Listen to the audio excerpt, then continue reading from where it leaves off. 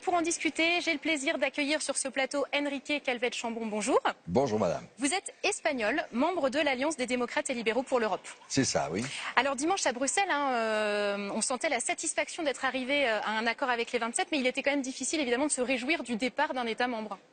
Oui, oui, oh, ben, bien sûr, c'était tout le processus était très traumatique et les Britanniques continueront à être européens, ils ne seront plus membres de l'Union européenne, ça c'était désagréable pour un projet aussi important, à ce point désagréable que nous espérons tous qu'ils reviendront dans les mêmes conditions, mais au bout d'un certain temps, bien entendu.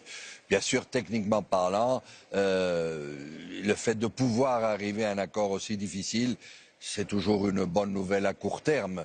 Et bien sûr, le négociateur, qui est M. Barnier, est bien obligé de dire que c'est le meilleur qu'il pouvait atteindre.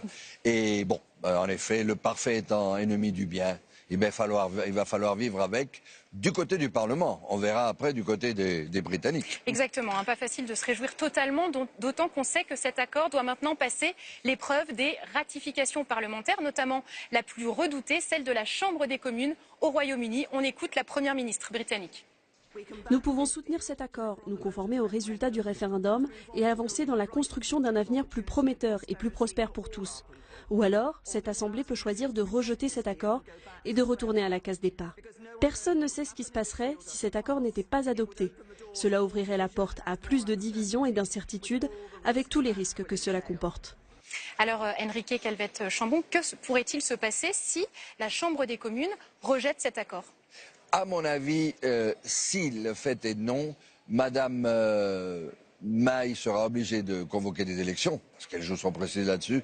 Et dans ce cas-là, je pense que ce qu'on va faire, c'est prévoir, tout en prévoyant que le 29, les parlementaires d'ici partent, enfin tout se coupe, prévoir quand même une certaine période de prolongation dans le respect des lois communautaires pour ne pas arriver à un traumatisme global.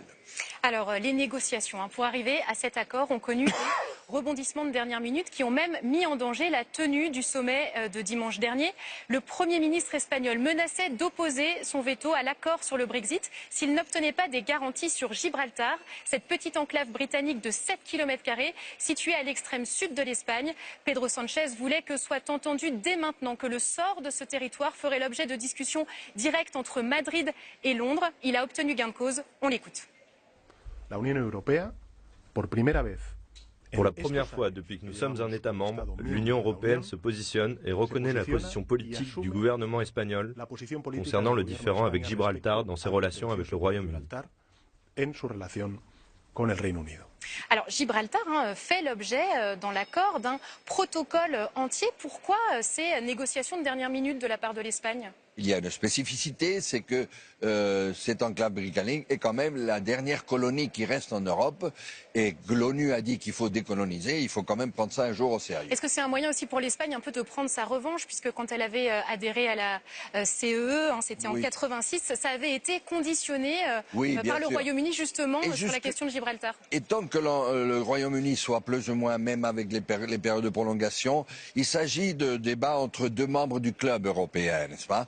Mais une fois qu'ils sont dehors, il y a bien sûr une attitude tout à fait différente, où le reste des nations européennes doivent protéger leurs membres, leur associé qui est l'Espagne, et le reste, c'est une discussion avec quelqu'un de dehors. Ce qu'il a obtenu, c'est le compromis que, à l'avenir, le Conseil européen comme tel et la Commission tiendront compte d'Espagne quand il y aura Gibraltar sur la table. Voilà.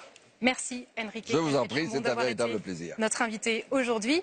Cap à l'est désormais, direction la Roumanie, menacée de sanctions par l'Union européenne si elle ne revient pas sur sa volonté de réviser son système judiciaire. Au pouvoir depuis 2016, les sociaux-démocrates ont entamé des réformes qui mettent en péril l'indépendance de la justice et pourraient permettre à des responsables politiques d'échapper à certaines poursuites, des projets qui ont déclenché une vaste opposition populaire dans le pays. Notre reporter est allé à la rencontre de ces Roumains qui se battent contre la corruption de leur classe politique. Un reportage signé Flora Sauvage.